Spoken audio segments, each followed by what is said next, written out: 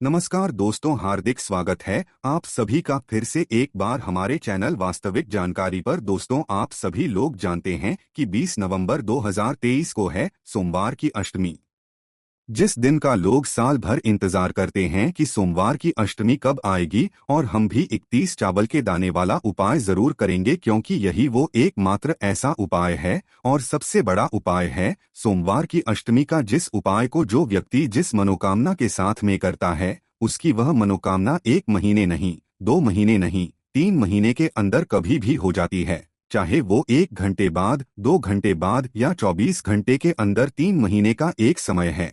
3 महीने के समय के अंदर सोमवार की अष्टमी के दिन किया जाने वाला 31 चावल के दाने वाले उपाय को करने से आपकी किसी भी प्रकार की मनोकामना पूर्ण हो जाती है। और दोस्तों, हमने आपको 31 चावल के दाने वाला उपाय समझाया भी है, जिसमें आप लोगों के बहुत ज्यादा प्रश्न भी आए हैं इस उपाय को लेकर, जिनके जवाब हम आपको इस वीडियो में देंगे। सबसे पहले हम आपको आपके प्रश्नों के उत्तर बता देंगे, उसके बाद हम आपको जो है यहाँ पर कुछ वही उपाय समझाने की कोशिश करेंगे। तो देखो, पिछली वाली वीडियो में सबसे ज्यादा जो कमेंट निकल कर आए हैं इस उपाय को लेकर, वो यही निकल कर आए हैं कि अगर हम 31 चावल के दाने, 31 बेलपत्र और 31 हरे मूंग के दाने वाला उपाय कर रहे हैं, तो इस स्थान पर अगर हमारे पास 31 बेलपत्र ना हो तो हम लोग क्या करें। और पिछली वीडियो में हमने भी आपसे ये बोला था कि हम आपको इसका भी जवाब देंगे, पर हम आपको उसका जवाब उस वीडियो में नहीं दे पाए थे। तो इस वीडियो में आपको इसका जवाब मिलेगा कि 31 बेलपत्र अगर आपको मिले तो उस स्थान पर आप लोगों को क्या करना है। देखो, 31 चावल के दाने तो आपको आराम से मिल जाएंगे, आपके घर के रसोई घर में ही उपलब्ध होंगे। और जो हरे मूंग के दाने होंगे वो भी आराम से मिल जाएंगे। पर दिक्कत आती है बेलपत्र में, क्योंकि बेलपत्र आपको शायद एकदम से ना मिल पाए, या कोई बेचने वाला ना आए, या आप जहां पर लेने जाओ वहां पर आपको बेलपत्र ना मिले। तो उस स्थान पर क्या करें। पर कोशिश आपको यही करना है कि 1-2 दिन पहले से ही आप बेलपत्री को तैयार करके रख लें, खरीद लाएं कहीं से या किसी पेड़ से तोड़कर रख लें। उपाय को करने हैं, पर जब भी आप इस वीडियो को देर से देख रहे हैं भैया, आपको नहीं पता चल पाया, तो उस समय पर आपको क्या करना है वो आप लोग सुनो। तो देखो, चावल के दाने और हरे मूंग के दाने तो आपके पास तैयार है, पर बेलपत्र नहीं है। तो उस स्थान पर क्या करना है वो आप लोग सुनो। तो देखो, अगर आपके पास भी 31 बेलपत्र नहीं है तो आपको जाना है शिव जी के मंदिर पूरी तैयारी के साथ में, उपाय को करने के साथ में। बस बेलपत्र नहीं है तो बेलपत्र को मतलब लेकर नहीं जाना है। हरे मूंग के दाने और चावल के दाने तो है ना, तो वो 31 अब घर से ही गिनकर लेकर जाना है। चावल के दान टूटे नहीं हुए नहीं होने चाहिए, ना ही वो दाल के दाने टूटे या कटे पिटे होने चाहिए। पूरे पूरे साबुत दाने होने चाहिए चावल और उसके हरे मूंग के 31।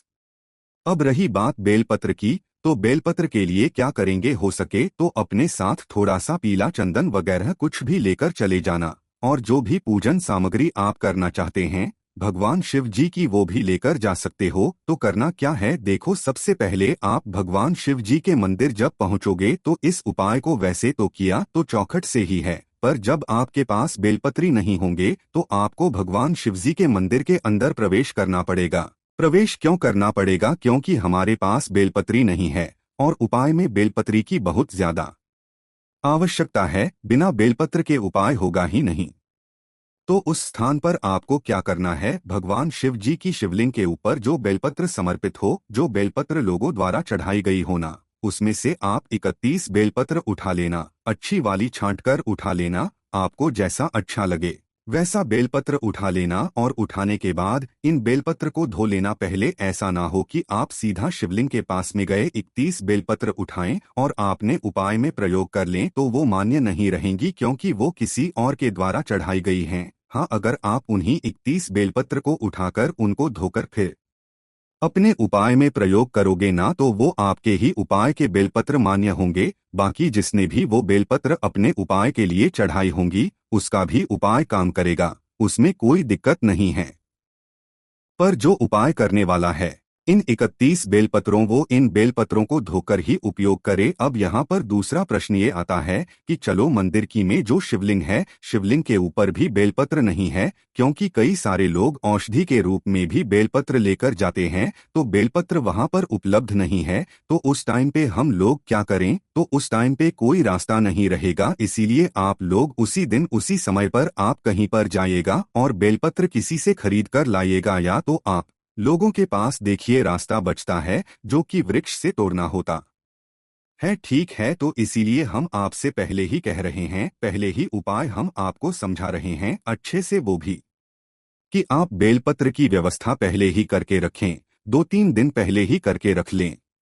उन्हें ताजा रखने के लिए आप उन्हें जल में डाल दें, पर आपको कोशिश यही करना है कि आप खुद ही बेलपत्र जो है पहले ही उसकी व्यवस्था करके रखें। पर एकदम से अगर आपके पास व्यवस्था नहीं हो पाती तो फिर वो आप शिवलिंग के ऊपर से ही बेलपत्र ले सकते हैं।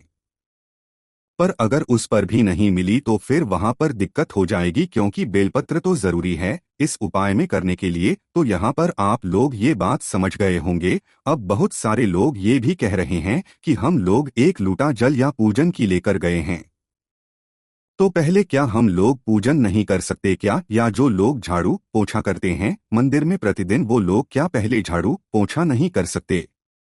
तो देखो यहाँ पर जितने लोग ऐसे हैं जो कि पहले पूजन करना चाहते हैं, झाड़ू पोछा करना चाहते हैं, तो वो उपाय की सामग्री लेकर जाएं मंदिर। उपाय की सामग्री को थोड़ी देर के लिए मंदिर के बाहर ही रख दें, मंदिर के अंदर लेकर ना जाएं। मंदिर के बाहर मतलब चौखट के साइड में कहीं पर भी थोड़ी देर के लिए रख दें, अंदर प्रवेश कर जाएं। आपको अगर झाड़ू पोछा करना है तो झाड़ू पोछा कर लो, और भगवान शिव जी पर या तो जल चढ़ाना है अपनी अलग से, आप जो प्रतिदिन पूजन करते हो वो कर लो। जैसे ही आपकी भगवान शिव जी की पूजन हो जाए, आपका मन संतुष्ट हो जाए, उसके बाद में फिर आप यह वाला उपाय कर सकते हो। कई सारे लोगों के यहाँ पर पशुपतिनाथ के व्रत भी रहेंगे। एक प्रश्न ये भी निकल कर आया है कि हमारा तो पशुपतिनाथ का व्रत है, तो सुबह के जो हम लोग पूजन करेंगे उसमें हमें क्या पहले उपाय करना है या पहले पूजन करना है? तो देखो इसका जवाब भी सुन लो। वैसे तो नियम के अनुसार पहले आपको पूजा ही करनी चाहिए। तो आप लोग क्या करें, जिन भी माताओं बहनों का इस सोमवार की अष्टमी के दिन पशुपतिनाथ का व्रत है, तो वो लोग इस उपाय को कैसे करेंगे? तो उसके लिए दोस्तों आपको करना यही है कि सुबह जो आप थाली लेकर जाते हैं पशुपतिनाथ में शिव जी की पूजन करने के लिए, पहले आप पशुपतिनाथ के व्रत की पूजन कर लें। जो उपाय की सामग्री है वो बाहर ही रख दें, थोड़ा चौखट के पास में, उसे अंदर लेकर ना जाएं। तो बाहर रख दी आपने, फिर आप अपने पशुपतिनाथ के व्रत की थाली को अंदर लेकर जाएं, शिव जी की पूजन करें, पशुपतिनाथ के व्रत की पूजन करें। आपकी पूजन पूर्ण हो जाए, आपके सारे काम हो जाए, भगवान शिव जी की आराधना हो जाए, सारी पूजन हो जाए, उसके बाद अपनी वो थाली को थोड़ी देर के लिए वहीं पर मंदिर के अंदर ही रख दो।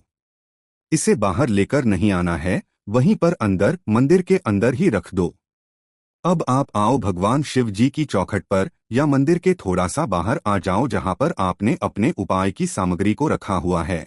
और उपाय की सामग्री में क्या है? हमारा 31 चावल के दाने, 31 बेलपत्र और 31 हरे मूंग के दाने।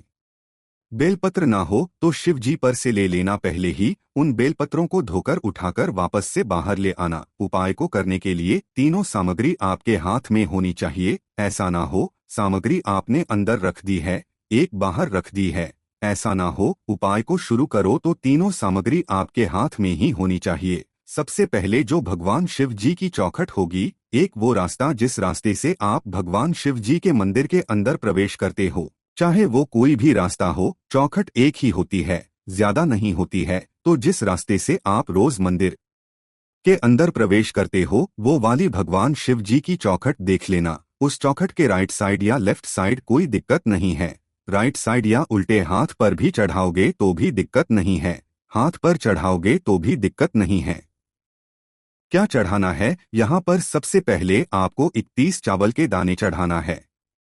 यहाँ पर ही सबसे मेन यहाँ पर उपाय की बात आती है कि 31 चावल के दाने जो आप घर से गिनकर लेकर आए हैं, साबुत दाने कटे पिटे एक भी नहीं होने चाहिए। 31 चावल के दाने आपको उठाने हैं। उठाने के बाद इन 31 चावल के दानों को शिव जी की चौखट के कोने में रखना है।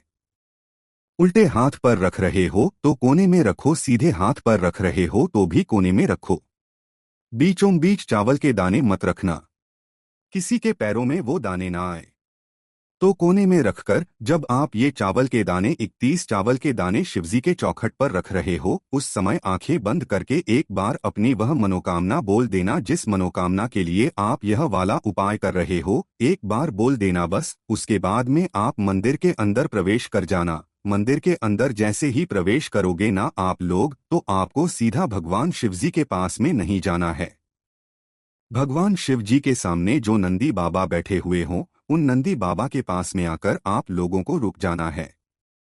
कई सारे लोगों के ये भी प्रश्न आए कि हमारे यहाँ नंदी बाबा बाहर, तो जहाँ पर भी नंदी बाबा बैठे हुए हैं आपको वहाँ पर पहुँच जाना है। पर पहले आपको चौखट पर 31 चावल के दाने चढ़ाना है, मनोकामना बोलना है, उसके बाद ही नंदी बाबा के पास पहुँचना है। तो मंदिर के अंदर प्रवेश करो और नंदी बाबा के पास आकर रुक जाओ। शिव जी के पास मत जाना अभी, आप लोग आकर रुके बैठ जाओ वहां पर आराम से। आप ध्यान देना कि नंदी बाबा का एक पैर उठा हुआ होगा। हमेशा हर जगह पर एक पैर उठा हुआ जरूर होता है भगवान नंदी बाबा का, और एक पैर नीचे ही होता है। तो जो उठा हुआ पैर है ना, उस उठे हुए पैर के पास में आपको क्या कि 31 जो हरे मुंह के दाने आप लोग लेकर गए हो ना, गाल वाले नहीं लेना है। हम वापस से कह रहे हैं, वो पूरे सहके सहके जो साबुत होते हैं वो वाले लेना है। 31 हरे मुंह के दाने आपको उठाना है, अपने प्लेट से थाली से जहां पर आप रख के लेकर आए हैं उनको लेना है, और भगवान नंदी के उस उठे हुए पैर के नीचे या उस उठे हुए पैर के आसपास, थोड़े से आसपास कहीं पर भी आप लोग रख देना। वहां पर भी अपनी मनोकामना का एक स्मरण कर लेना, भगवान से विनती कर लेना। चढ़ा दिए 31 हरे मुंह के दाने। उसके बाद में आपको अब 31 बेलपत्र को भगवान शिवजी के शिवलिंग के पास में शिवलिंग के पास में पहुंचे। अब शिवलिंग के पास में पहुंचने के बाद आप लोगों को क्या करना है वो ध्यान से सुनो। देखो शिवलिंग के ऊपर सबसे पहले यही समझ लो कि माता अशोक चंद्र जी का स्थान कहाँ पर है, क्योंकि ये 31 बेलपत्र वहीं पर चढ़ने वाली है। तो जो माता अशोक चंद्र जी का स्थान है, जो कि जलाधारी के बिल्कुल बीचों बीच होता है, जहाँ पर नाग देवता बने हुए होते हैं। कई स्थानों पर मोटी सी लाइन होती है, तो वो स्थान देख लेना।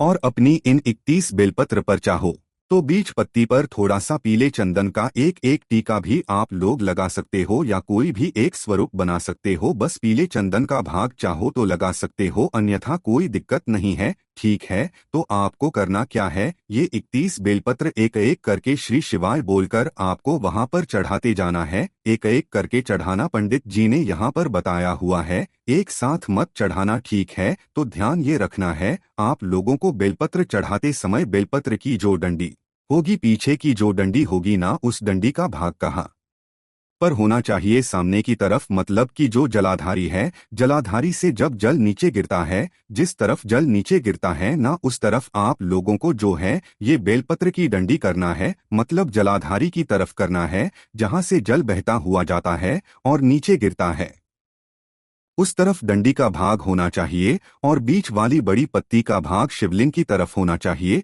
इस प्रकार से आप लोगों को ये सभी बेलपत्र एक एक करके श्री भगवान शिवजी के शिवलिंग पर चढ़ा देनी है।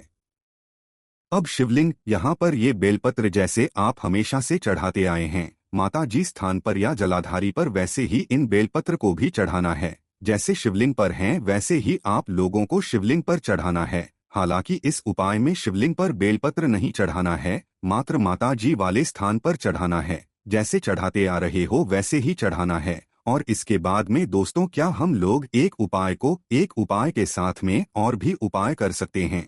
तो हम आपसे यही कहेंगे कि एक बार में एक ही उपाय करें।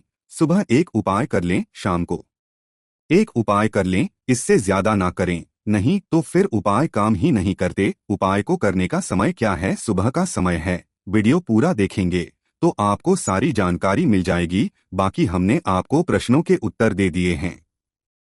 कोई भी आपको समस्या आती है, हम उनसे कमेंट करके पूछ सकते हैं।